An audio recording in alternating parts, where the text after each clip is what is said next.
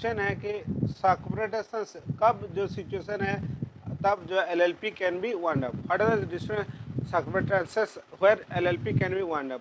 वो एलएलपी कब wind up होगा, क्लोज कब होगा, क्लोज कब होगा। So following the situation LLP can be voluntarily और बाय ट्रिब्यूनल।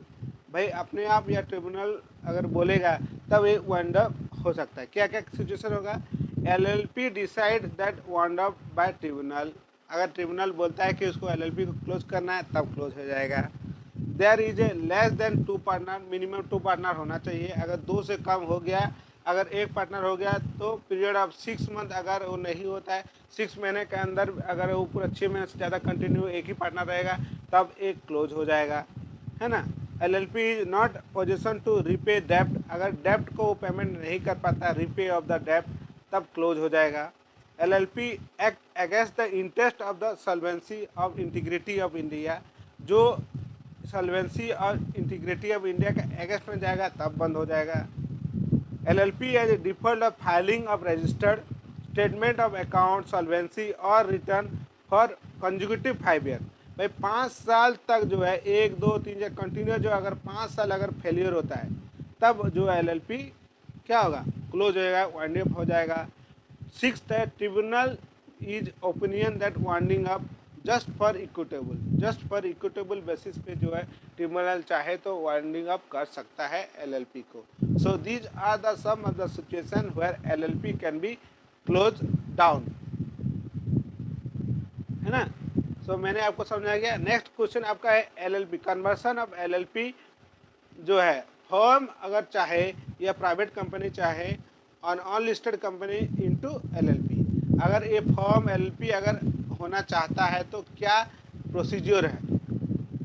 सो फर्म में convert the LLP by comply the provision of second schedule of limited liability partnership act. तो second schedule limited partnership act का compliance को पूरा करना पड़ेगा, तब private company और फर्म और अनलिस्टेड कंपनी एलएलपी हो सकता है।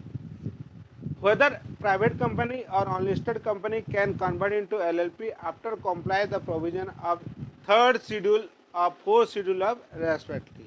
तो सेकंड शेड्यूल के थर्ड और फोर्थ शेड्यूल भी कंप्लाई करना पड़ेगा। देन क्या क्या अदर प्रोविजन है भाई, द रजिस्टर्ड में ड्यूली सेटिस्फाई।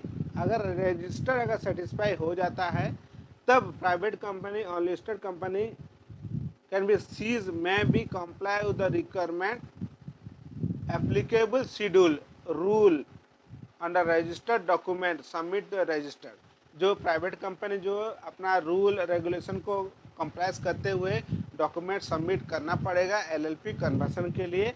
अगर रजिस्टर्ड सेटिस्फाई हो जाता है तो registered issue a certificate of registration of मैं determine starting from the LLP is form.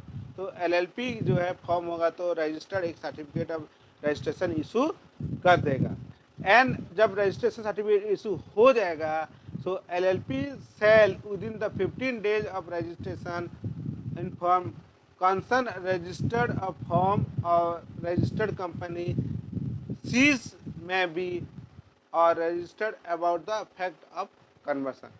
जो है कि अगर कंपनी होगा पार्टनरशिप होगा तो वो अपना जो है रजिस्ट्रेशन कैंसिल हो जाएगा, उसको सबमिट करना है, उसको कंप्लाई करना है। जो क्योंकि पहले वो कंपनी था तो वो कंपनी सीज हो जाएगा विद इन द 15 days, है ना।